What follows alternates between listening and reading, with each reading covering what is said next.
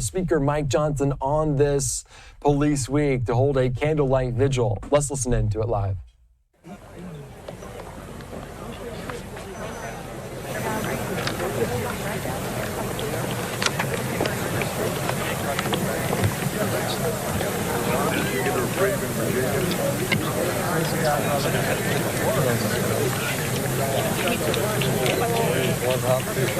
have to flip that on.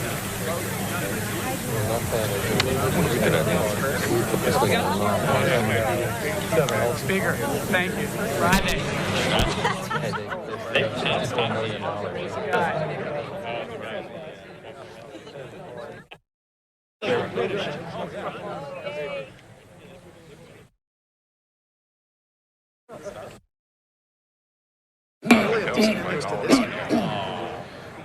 Well, good evening, everyone. We want to thank you all for being here on this very somber occasion. Why are we gathered here this evening? Well, Scripture tells us to give honor where honor is due, and today we're here to honor the service and the sacrifice of America's law enforcement personnel. We're here because every American who lives in freedom and safety has a duty to remember the story of those who provide it for us. That story, the story of American law enforcement, is one of honor, duty, sacrifice, and it deserves to be told and repeated again and again. At this moment in our country and its history, it's not lost on anyone that we're living through some troubling times.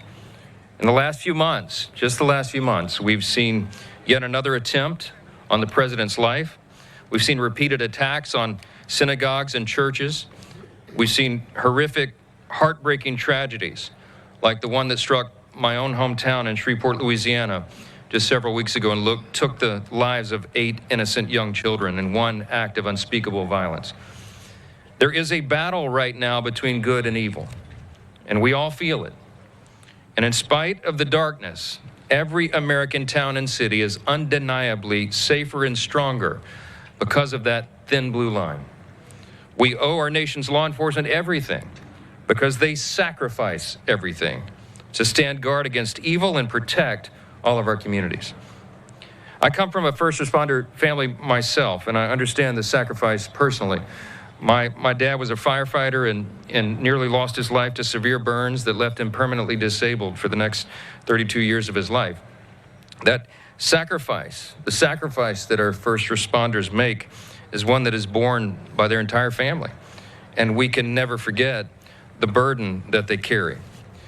I'm reminded today of Officer Mark Brock, an extraordinary young man, a police officer from Vivian, Louisiana, in my district.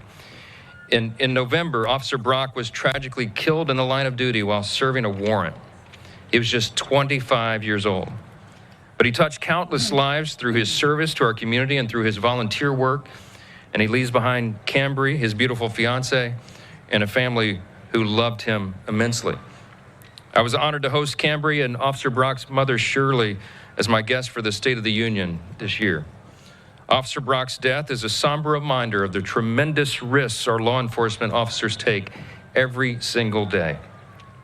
Joining us today here is another proud law enforcement family, represented by Lindsay Timmons and her daughter, who you'll hear from shortly. Officer Tyler Timmons served in the Pontoon Beach Police Department just outside of St. Louis. While responding to a suspected stolen vehicle on October 26, 2021, Tyler was ambushed and killed by a repeat felon in an illegal possession of a weapon. Today, he leaves behind his lovely wife, Lindsay, and their daughter, Chloe. Tyler made the ultimate sacrifice, and today we honor his selfless service and the service of more than 23,000 fallen officers who have laid down their lives in the line of duty. To the families of those fallen heroes and those who continue to stand guard in our communities, we have your back. We'll continue to advance policies here that support law enforcement and bring justice to those who seek to harm officers. While even one officer killed in the line of duty is too many, we are thankful to report that law enforcement deaths hit an 80-year low in 2025. That represents a 25% decrease from 2024 to 2025. We're working to make our streets safer for American families, and we will continue to support the men and women who are on the front lines of cleaning them up. Our pledge is to support you in word and deed. We will work hard to ensure that those who are tragically no longer with us are never forgotten.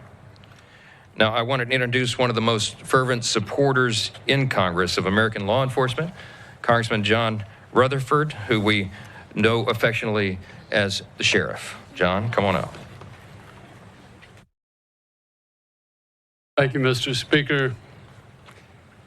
As a law enforcement officer, my fundamental duty is to serve mankind, to safeguard lives and property, to protect the innocent against deception, the weak against oppression and intimidation, and the peaceful against violence and disorder, and to respect the constitutional rights of all men, to liberty, equality, and justice. That is the opening line of the Law Enforcement Officer's Code of Ethics, a code that every officer whose name is etched into the National Law Enforcement Officers Memorial lived by and died by.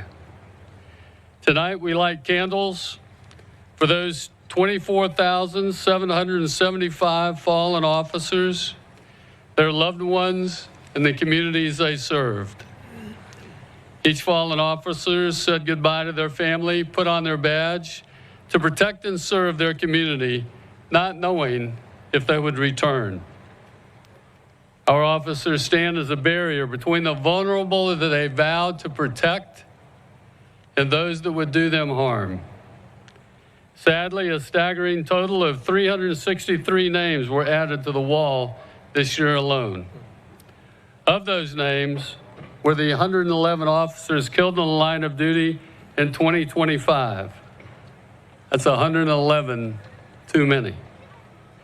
As a law enforcement officer for over 40 years, including 12 years as sheriff, I dedicated my life to protecting and serving my Northeast Florida community alongside with some of the finest men and women in the community.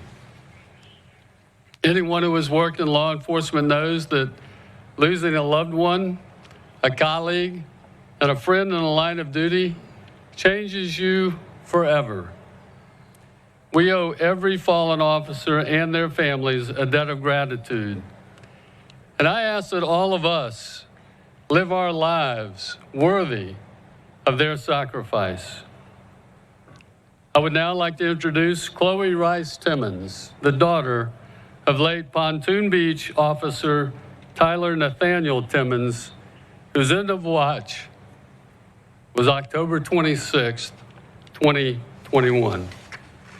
Chloe.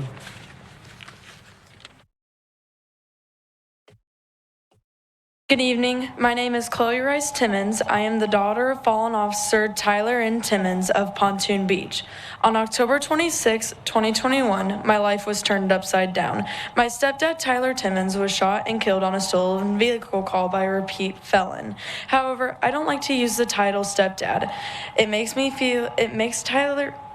what Tyler was to me less. Tyler was not only my dad, but my best friend. I remember the morning he died. I had convinced my mom that I was sick so I could stay home with her since it was her day off. I woke up to a bunch of rummaging around the house and my mom speaking very loudly to someone on the phone. My mom isn't someone who cries for no reason, so whenever I walked into her room and she was in tears, I knew it was serious. I couldn't tell who was on the phone with her, but I heard a little bit of their conversation. Where was he shot? My mom said. In the neck, it's bad. And I immediately knew it was Tyler. Everything else that happened after that moment is a blur. Tyler was a cop for years and had worked for multiple different departments throughout his career. Dedicated and an overachiever is an understatement for his passion for the job. Tyler was my best friend. He had been in my life since I was 5 years old. He didn't miss a single soccer game, tournament, school event, nothing. Even when he was on duty, he would always find a way to come see me play soccer. I wonder every day how different my life would be if he was still here. Would he still be helping me make jokes and helping me scare my mom? Would he still be a cop? Would he be helping me look for my first car?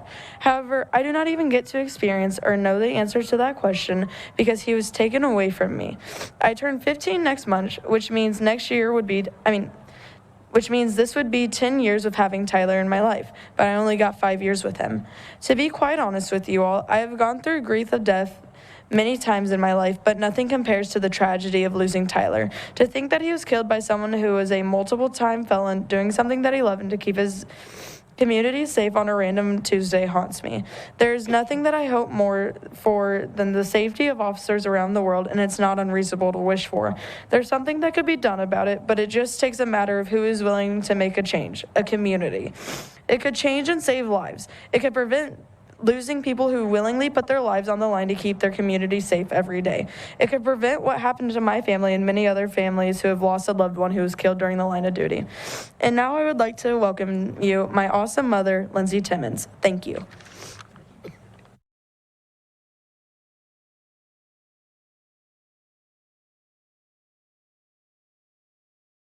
How about her, huh? Good evening.